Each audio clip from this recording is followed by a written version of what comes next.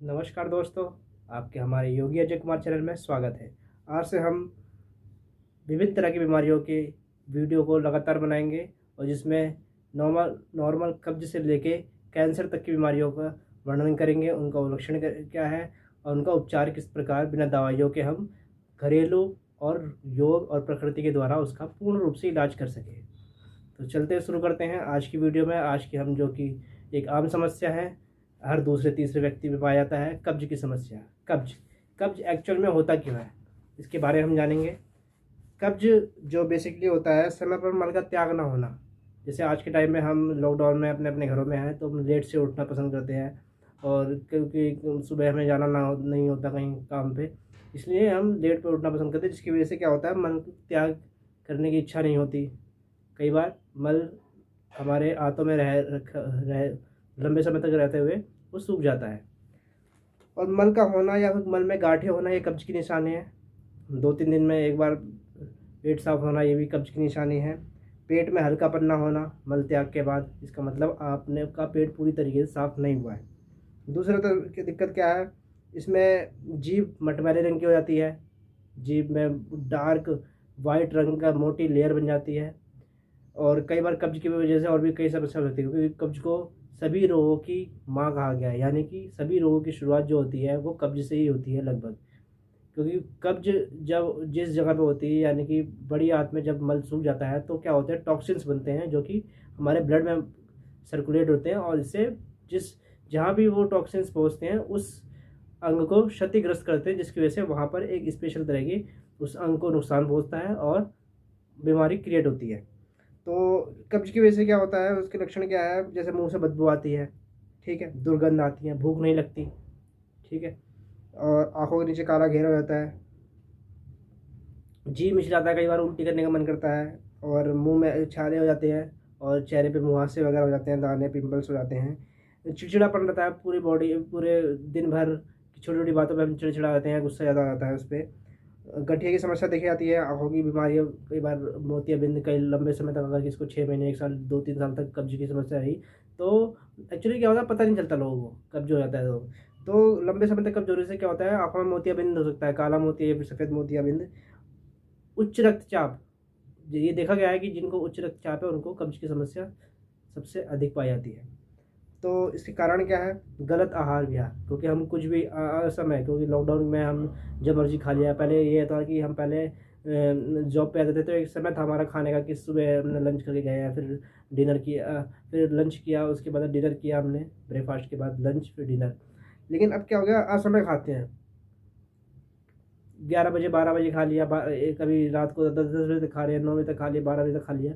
तो ये असमय है, भोजन में नियमितता नहीं है, तो वो नियम का पालन नहीं कर पा रहे हैं, हम समय पर भोजन नहीं ले रहे, बासी भोजन कई बार खा रहे हैं हम। बासी भोजन में हम, आपका ब्रेड भी आती है बासी भोजन में, जिस भी जो भी भोजन हमें फ्रेश ना बना हो, जैसे हमने उस खाना पकने के 4 से 5 घंटे के अंदर उसे खा लेना चाहिए, उसने था उसके बाद वो बासी हो जाता है, कई तरह के बैक्टीरिया उसमें लग जाते हैं। चिकनाई वाली चीज़ें खाते हैं हम, मैदे वाली चीज़ें खाते हैं, चिकनाई में ब्रेड ब्रेड पकौड़ा वगैरह हो गया, या फिर तली भुनी ज़्यादा चीज़ हो गई, मिर्च मसाले का ज़्यादा इस्तेमाल किया गया हो, इस तरह की चीज़ें। शारीरिक व्यायाम, हाँ, तो हम शारीरिक, जो लोग शारीरिक व्यायाम नहीं करते उनमें भी ये समस्या मेन मुख्य रूप से पाई जाती है, क्योंकि जब बॉडी में मूवमेंट नहीं होती, हाथों की मूवमेंट नहीं होती, तो मल में खिसकने में कई बार दिक्कत हो जाती है और वो फिर बॉडी से बाहर नहीं आ पाता। चिंता, कई लोगों को चिंता होती है, जैसे आज के टाइम में चिंता हर किसी को हो रही है अपनी नौकरी को बचाने के लिए, और पैसे कहाँ से आएंगे, कैसे जीवन यापन होगा, तो उसकी वजह से भी कई बार, चिंता की वजह से भी मन मल का त्याग नहीं हो पाता, क्योंकि चिंता चिता है। जैसे कि हमारे पूरे पहले के बुजुर्गों ने कहा है कि चिंता चिता के समान है, यानी कि चिंता मत करो। हाँ, ये है कि थोड़ा बहुत कर लिया, ये नहीं कि आप उसमें पूरी तरह से लीन हो गए, तिल्लीन हो गए पूरी तरीके से, ऐसा नहीं होना चाहिए।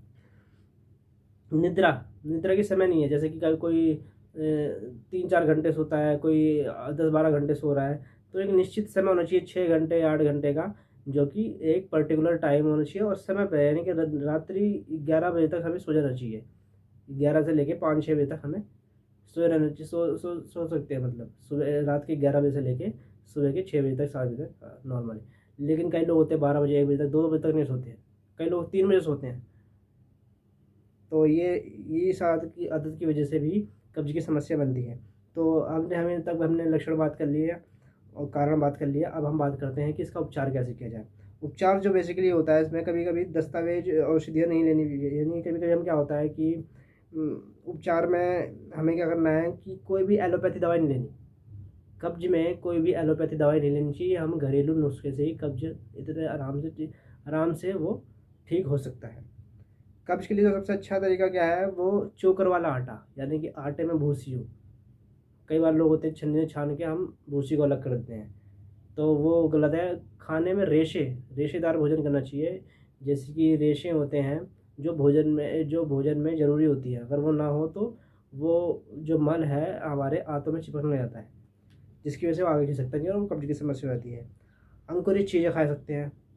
तो कब्ज की जो मेन मैं मोटा मोटा आपको बता दूँ, अगर आप कब्ज की समस्या होती है तो आप त्रिफला चूर्ण खा सकते हैं। रात को खाना खाने के आधे घंटे बाद 1 चम्मच गुनगुने पानी के साथ आप खा सकते हैं। हालांकि एक पतंजलि का चूर्ण आया है, शुद्धि चूर्ण, काफ़ी ज़बरदस्त है। उसे ज़्यादा नहीं लेना होता है, वो बिल्कुल प्रॉपर आपके हाथों को अच्छे से साफ में। तो कह रहा हूँ हर 15-20 दिन में एक बार उस चूर्ण को जरूर लेना चाहिए, क्योंकि सभी का पेट एक बार कंटिन्यू अच्छे से साफ नहीं होता।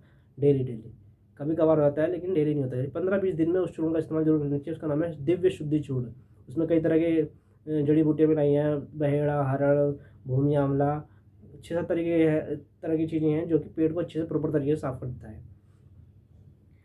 और आप इसबगोल का भूसी, जो कि आमतौर पर दस्त में इस्तेमाल किया जाता है, उसको हम कब्ज में इस्तेमाल कर सकते हैं। कब्ज में इस्तेमाल करने की प्रक्रिया क्या है, उसको गुनगुने पानी में उसको आधी चम्मच या 1 चम्मच डाल दिया और 5-6 मिनट बाद उसको, जब वो उसमें फूल जाए अच्छे से, तो उसको पी लेना है खाना खाने के आधे 1 घंटे बाद। इससे क्या होगा, अगले दिन आपका पेट पूरी तरीके से साफ़ हो जाएगा, क्योंकि वो क्या फाइबर होता है। वो इसबगोल की जो भूसी होती है वो फाइबर होता है, उससे पेट अच्छे से साफ़ हो जाता है। अगर क्या नाम है, कई लोग पानी कम पीते हैं। कम पीने की वजह से क्या होता है, भोजन सही से पच नहीं पाता और गैस बनती है, आम बनता है और भोजन सड़ता है, और वो मूवमेंट नहीं होने की वजह से भी कब्ज हो जाता है। तो प्रॉपर पानी पीना चाहिए। कम से कम गर्मियों में 12 से 16 गिलास पी सकते हैं, और सर्दियों में 6 से 8 गिलास पी सकते हैं। नींबू का इस्तेमाल कर सकते हैं कब्ज के अंदर। नींबू बहुत ही उत्तम औषधि है। वो हमारे पेट को ठंडा भी रखता है और कब्ज भी नहीं होने देता। जिन लोगों को घुटनों में प्रॉब्लम है, हड्डियों की प्रॉब्लम है, उनको नींबू का इस्तेमाल थोड़ा कम करना चाहिए। कई लोगों में एसिडिटी होने की वजह से घुटनों में दर्द होता है। जिनको भी नी पेन की समस्या है, उनको नींबू का इस्तेमाल ज़्यादा नहीं करना, आधी नींबू का इस्तेमाल कर सकते हैं। और कम से कम आपको 3 से 4 किलोमीटर का वॉक जरूर करनी चाहिए। वॉक करने से हमारी जो आते हैं उनमें मूवमेंट होता है और वे स्वस्थ रहती हैं, और इससे क्या होता है, वो पेट अच्छे से साफ हो जाता है। जो इसमें हमने ये बात की कि क्या चीज़ लेना चाहिए कब्ज होने पे, अब क्या चीज़ नहीं लेनी चाहिए। मेन पहला, ज़्यादा मीठी चीज़ें नहीं खानी चाहिए, क्योंकि ज़्यादा मीठी चीज़ें क्या होती हैं, ये कई तरह के विटामिन को जलाती हैं हमारी बॉडी के अंदर से, और कुछ महत्वपूर्ण विटामिन की कमी की वजह से भी कब्ज हो जाता है। दूसरा, मैदे वाली चीज़ें नहीं लेनी चाहिए। ज़्यादा गर्म चीज़ें, ज़्यादा खट्टी चीज़ें नहीं लेनी चाहिए। ठीक, पानी का पर्याप्त मात्रा में सेवन करना चाहिए। खाने को अच्छी तरह चबा के खाना चाहिए। और आसनों में भुजंगासन, चक्रासन, अर्धमत्स्येंद्रासन, वक्रासन, ये जो आसन है इसे कर सकते हैं डेली हम। और गुनगुना पानी पी सकते हैं, और गुनगुना पानी पी के अगर हम 5-6 आसनों को प्रैक्टिस करें और थोड़ा 10 से 15 मिनट वॉक करें, तो पेट हमारा अच्छे से साफ हो जाता है। तो आज थी बात कब्ज की। नेक्स्ट टाइम हम बात करेंगे एसिडिटी की। तो तब तक के लिए जय हिंद, जय भारत, अपना ख्याल रखिएगा।